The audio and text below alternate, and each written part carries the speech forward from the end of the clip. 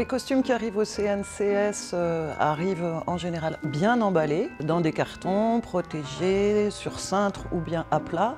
On vérifie immédiatement l'état sanitaire des objets. Cette première étape du constat d'état nous permet aussi tout de suite de les isoler, si besoin, ou bien directement de travailler sur eux avec des opérations qui seraient par exemple celle de la micro-aspiration dans le cas d'objets très poussiéreux.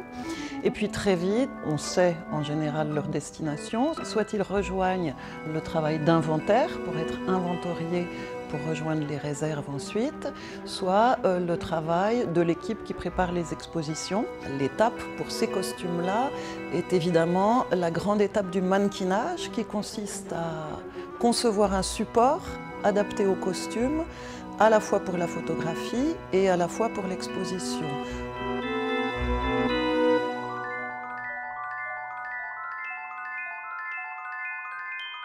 Inventer un support, un mannequin, c'est mettre à la taille du costume un buste, avec parfois une tête, des bras, des jambes, conforme au corps de l'interprète, mais aussi au style du costume.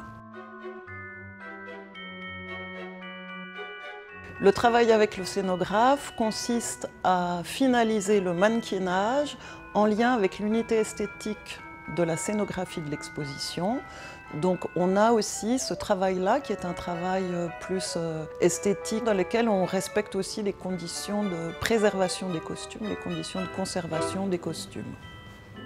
La phase ultime, c'est la mise en vitrine des costumes. Donc bien évidemment, nous nous assurons d'un climat optimal pour la présentation de ces costumes en vitrine pendant 4 à 6 mois. À cette étape-là, on vérifie également tous les petits détails invisibles pour le grand public, mais qui pour nous sont très importants. Les petites plumes qui doivent être toutes dans le même sens, par exemple, les broderies qui doivent être rutilantes. Et une fois que tout ça est vérifié, la vitrine peut être fermée et l'exposition ouverte au public.